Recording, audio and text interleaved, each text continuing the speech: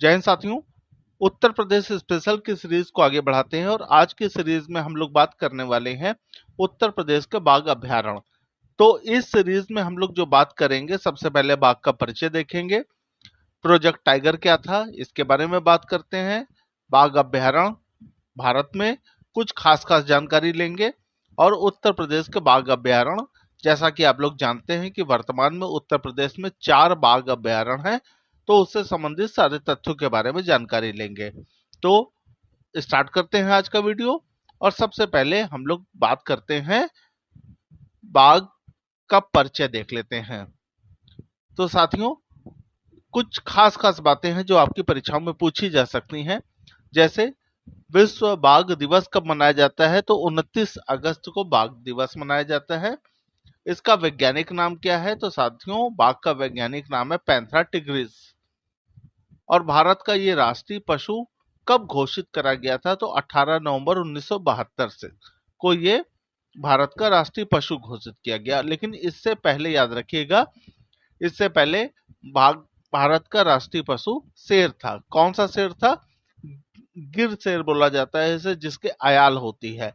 और भारत में गिर शेर का एक ही राष्ट्रीय उद्यान है, जो गिर राष्ट्रीय उद्यान है गुजरात में। ये खास खास बातें आपको याद रखनी है। अब आपसे अगर पूछा जाए कि भारत में विश्व की कुल आबादी का कितने प्रतिशत बाघ रहते हैं, तो याद रखिएगा 70% से अधिक बाघ यहाँ पे रहते हैं भारत में। और बाघ की जनगणना कब करी जाती है? तो बाघ की जनगणना प्रत्येक 4 वर्ष में करी जाती है। और पहली बाघ जनगणना 2016 में हुई और उस समय बाघों की संख्या 1411 बताई गई। और 5वीं जनगणना 2022 में हुई है और इस समय बाघों की जनगणना जो बताई गई है, संख्या बताई गई है, वो 3167 बताई गई। अब तक 2022 तक बाघों की आबादी अगर देखा जाए तो 3167 से बढ़कर 3925 होने का अनुमान है। और जो प्रतिवर्ष बढ़ोतरी है दर्शाई गई है वो 6.1% है। अब खास बात याद रखिएगा कि यह तिब्बत, श्रीलंका, अंडमान द्वीप समूह को छोड़कर एशिया के सभी भागों में पाया जाता है। कहाँ कहाँ बाघ नहीं मिलता है? तो तिब्बत में नहीं मिलता है, श्रीलंका में नहीं मिलता है, अंडमान निकोबार द्वीप समूह में नहीं मिलता है, और बाकी पूरे एशिया में बाघ मिलता है। तो ये तो थी कुछ खास जानकारी बाघ से संबंधित। अब हम लोग बात करते हैं प्रोजेक्ट टाइगर की। ये प्रोजेक्ट टाइगर है क्या, आइए देख ले। तो याद रखिएगा, प्रोजेक्ट टाइगर 1973 में लाया गया और किसके द्वारा लाया गया है? ये पर्यावरण, वन और जलवायु परिवर्तन मंत्रालय के द्वारा ये लाया गया। यानी ये केंद्र प्रायोजित योजना है और ये देश के राष्ट्रीय उद्यानों में बाघों को संरक्षण और आश्रय देने के लिए ये प्रोजेक्ट लाया गया था। इसी के साथ ही राष्ट्रीय बाघ संरक्षण प्राधिकरण भी लाया गया। ये भी इसी मंत्रालय के द्वारा लाया गया है और 2005 में टाइगर टास्क फोर्स की सिफारिश के बाद लाया गया। राष्ट्रीय बाघ संरक्षण प्राधिकरण में याद रखिएगा, केंद्रीय पर्यावरण मंत्री इसका अध्यक्ष होता है और राज्य के पर्यावरण मंत्री इसके उपाध्यक्ष होते हैं। केंद्र सरकार राष्ट्रीय बाघ संरक्षण प्राधिकरण की सिफारिशों के आधार पर ही किसी क्षेत्र को टाइगर रिजर्व घोषित कर सकती है। इतनी बात आपको समझ आ गई। यानी किसी क्षेत्र को अगर टाइगर रिजर्व घोषित करना है तो उसके लिए राष्ट्रीय बाघ संरक्षण प्राधिकरण की सिफारिश आवश्यक है, तभी केंद्र सरकार उस क्षेत्र को टाइगर रिजर्व घोषित करेगी। साथियों, अब हम लोग बात कर लेते हैं बाघ अभयारण्य की। तो याद रखिएगा, भारत में कुल बाघ अभयारण्य कितने हैं? 55 हैं। और राष्ट्रीय बाघ संरक्षण प्राधिकरण प्रोजेक्ट टाइगर के माध्यम से भारत में 55 बाघ अभयारण्यों की देखरेख करता है, जो कि दुनिया की 80% आबादी का घर भी है। भारत का पहला बाघ अभयारण्य अगर आपसे पूछा जाए तो जिम कॉर्बेट पार्क है, 1936 में स्थापित हुआ। इसका पुराना नाम है हैली नेशनल पार्क। भारत में सबसे बड़ा बाघ अभयारण्य अगर आपसे पूछा जाए तो नागार्जुन सागर है। इसे श्री सैलम टाइगर रिजर्व भी कहा जाता है, जो कहाँ है? आंध्र प्रदेश में। भारत का सबसे नवीनतम टाइगर रिजर्व कौन सा है? वीरांगना दुर्गावती टाइगर रिजर्व, जो मध्य प्रदेश में है और 22 सितंबर 2023 को बनाया गया है। भारत का सबसे छोटा tiger reserve bore tiger reserve जो महाराष्ट्र में है, और सबसे ज्यादा टाइगर रिजर्व वाला राज्य मध्य प्रदेश है। उसके बाद महाराष्ट्र है। एमपी में 7 टाइगर रिजर्व हैं और महाराष्ट्र में 6 हैं। बाघों की सबसे बड़ी आबादी कहाँ पर है, तो ये क्रम याद रखिएगा। मध्य प्रदेश में 785 है वर्तमान में, कर्नाटक में 563, उत्तराखंड में 560 और महाराष्ट्र में 444। ये डाटा बदल भी सकता है, आगे करंट देखते हुए आप उसको करेक्शन कर लीजिएगा। अगर उत्तर प्रदेश में बाघ अभ्यारण्य पूछे जाएं तो याद रखिएगा उत्तर प्रदेश में 4 टाइगर रिजर्व यानी 4 बाघ अभ्यारण्य है। इसको याद करने की ट्रिक है कि रानी अमान को दूध पिला, तो याद रखिएगा रानी से रानीगढ़ टाइगर रिजर्व, और अमान से है अमानगढ़ टाइगर रिजर्व, और दूध से है दुधवा टाइगर रिजर्व, और पिला से पीलीभीत। अब अगर आपसे क्रम पूछा जाए कि सबसे पहले कौन सा बना है, तो याद रखिएगा नंबर मैंने लिख दिए हैं। दुधवा जो कहाँ पे है, लखीमपुर खीरी में, ये सबसे पहले बनाया गया यूपी में।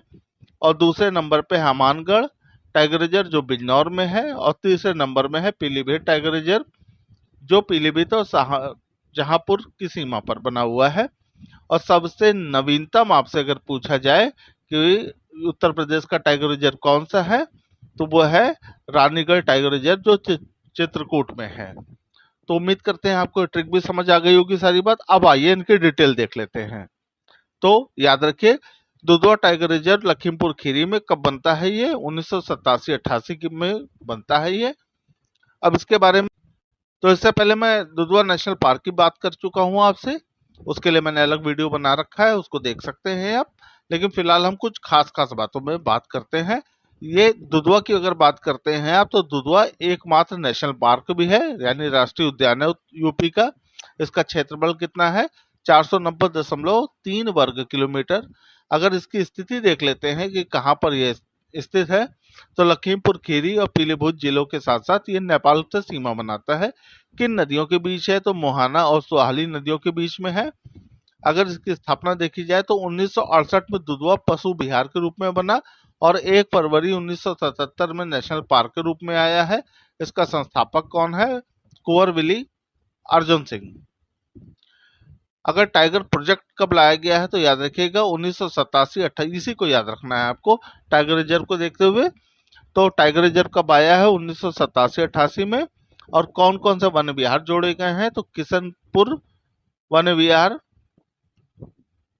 लखीमपुर खीरी में है ये, 1987 में से लाया गया। और कतरनिया घाट वन्य जीव विहार जो बहराइच में है, 2000 में लाया गया, इसे दुधवा में शामिल कर दिया गया। यानी अगर आपसे पूछा जाए कि टाइगर रिजर्व के लिए कौन कौन से वन्य जीव विहार दुधवा में जोड़े गए हैं, तो किशनपुर वन्य जीव विहार जो कहाँ है, लखीमपुर खीरी में, 1987 में इसे दुधवा में जोड़ा गया। और दूसरा कौन सा है, कतरनिया घाट वन्य जीव विहार जो बहराइच में है, 2000 में इसे जोड़ा गया। और बाकी आपको बातें आपको मालूम ही है कि हिरणों की यहाँ 5 प्रजातियां पाई जाती है और भारत की कुल आबादी का 50% बारहसिंगा यही दुधवा में मिलता है। और याद रखिएगा दुधवा में गेंडा प्रोजेक्ट भी है जो सोनारीपुर में है। और दुधवा में अगर बाघों की संख्या आपसे पूछ ली जाए तो वर्तमान में 153 बाघ हैं दुधवा में। अगर आपसे पूछा जाए कि जंगल किस टाइप का है, तो यहाँ पे जंगल साल और साखू वृक्षों के दिखता ज्यादा है यहाँ पर। ये तो हमने बात कर ली है दुधवा टाइगर रिजर्व की। अब हम लोग बात कर लेते हैं दूसरे नंबर पे जो टाइगर रिजर्व यहाँ यूपी में बनाया गया, वो है अमानगढ़ टाइगर रिजर्व, जो कि कहाँ पे है, बिजनौर में। और कब बनाया गया है, 2012 में। आइए इसके बारे में डिटेल देख लेते हैं। तो साथियों याद रखिएगा यह मूल रूप से जिम कॉर्बेट राष्ट्रीय उद्यान का ही हिस्सा है।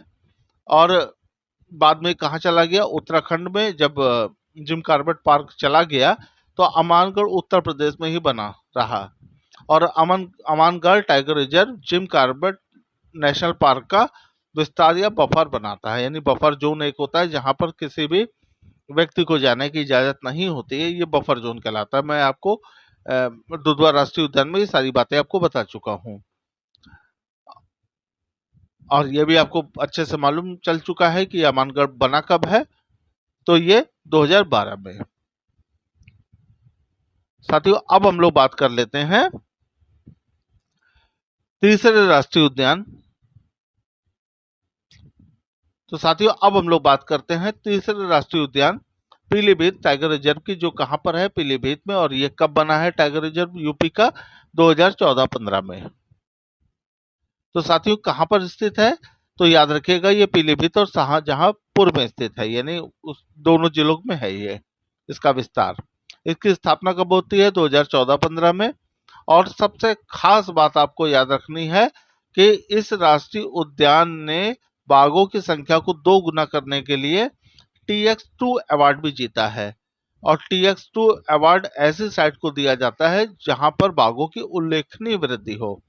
और ये तराई आर्कलैंड का हिस्सा है।